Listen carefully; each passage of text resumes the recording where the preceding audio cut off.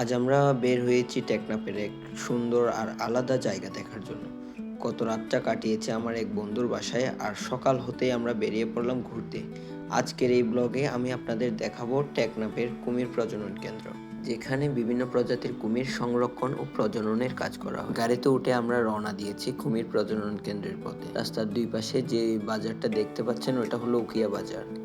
আমরা চলে আসলাম Akij wild life farm লিমিটেডের গেটের সামনে। এখানে প্রবেশ করার জন্য বাংলাদেশি পর্যটকদের জন্য জনপ্রতি 50 টাকা আর বিদেশি পর্যটকদের জন্য জনপ্রতি 500 টাকা করে টিকিট কাটতে হয়। আমরা এখন ভিতরে ঢুকেছি।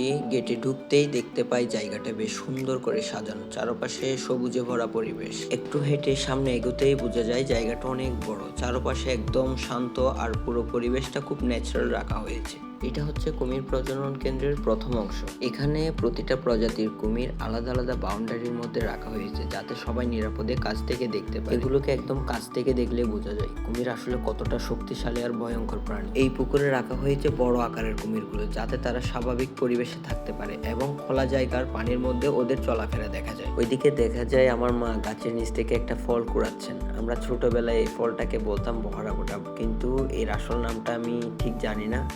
আপনারা কেউ জেনে থাকলে প্লিজ কমেন্টে জানাবেন। এটা আমার মাসিতো ভাই। এই ট্রিপে আমরা একসাথে ঘুরছি, মজা করছি আর প্রতিটা মুহূর্তে এমনভাবে উপভোগ করছি যে আমাদের কাছে সময়গুলো সত্যিই স্মরণীয় হয়ে যাচ্ছে। এখানে আমার ফ্যামিলির সবাই একসাথে ঘুরছে, মজা করছে।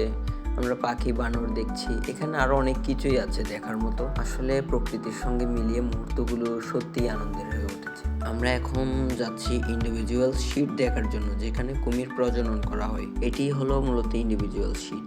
এখানে মা কুমিরগুলোকে আলাদা করে রাখা হয়েছে, যাতে তারা স্বাভাবিকভাবে প্রজনন করতে পারে এবং ডিম দিতে পারে। এটি একটি শান্ত এবং নিরাপদ পরিবেশ, যেখানে তারা আরামে প্রজনন সম্পন্ন করতে পারবে। আমাদের কুমির প্রজনন কেন্দ্রের ঘোরাঘুরিটা এখানেই শেষ। আমরা এখন রওনা দিব রোহিঙ্গা মার্কেটের দিকে, যেখানে নাকি খুব কম দামে জিনিস পাওয়া যায়। মার্কেটের দিকে যাওয়ার সময় হাতের ডান পাশে দেখতে পেলাম রোহিঙ্গাদের ক্যাম্পগুলো, যেখানে রোহিঙ্গাদেরকে আশ্রয় দেওয়া হয়েছে। ওই দূরে ছোট ছোট ঘরগুলোই হলো মূলত রোহিঙ্গাদের আশ্রয়স্থল। এই হলো রোহিঙ্গা মার্কেট। এখানে ঘরের জিনিসপত্র, কাপড় এবং দৈনন্দিন ব্যবহার্য জিনিস পাওয়া যায়। ছোট ছোট দোকানগুলো সারি সারি লাইন ধরে বসানো হয়েছে, আর মানুষরা খুব ব্যস্তভাবে ক্রেতা বিক্রেতা হিসেবে কাজ করছে। পুরো মার্কেটটা খুব প্রাণবন্ত এবং এখানকার জীবনধারাও স্পষ্টভাবে বোঝা যায়। এই ভিডিওতে আমরা এখন পর্যন্ত রোহিঙ্গা মার্কেট দেখলাম, কুমির প্রজনন কেন্দ্র ঘুরে দেখলাম। আমাদের যাত্রা কিন্তু এখানেই শেষ নয়। এবার আমরা রওনা দিব শাহপরীর দ্বীপের উদ্দেশ্যে, যেখানে আরো সুন্দর এবং আকর্ষণীয় জায়গা দেখা যায়। কিন্তু যাওয়ার আগে আমরা এখানে লাঞ্চ সেরে নিব, কারণ দুপুর হয়ে গেছে। তারপর শাহপরীর দ্বীপের অ্যাডভেঞ্চার শুরু হবে, যা থাকবে